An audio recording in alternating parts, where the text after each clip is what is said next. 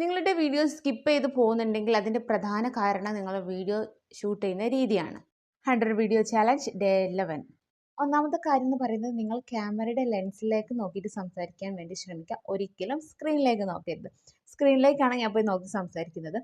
നമ്മളെ തന്നെ നോക്കി സംസാരിച്ചാൽ കസ്റ്റമർക്ക് ഒരു ഐ കോണ്ടാക്റ്റ് ഫീൽ ലഭിക്കില്ല. അപ്പോൾ നമ്മുടെ വീഡിയോ സ്കിപ്പ് ചെയ്ത് പോകാൻ ചാൻസ് ഉണ്ട്. ക്യാമറ വീഡിയോ ഷൂട്ട് ചെയ്യുമ്പോൾ നിങ്ങളുടെ ഫോർഹെഡിന് താഴെയായിട്ട് വീഡിയോ റെക്കോർഡ് ചെയ്യാതിരിക്കുക.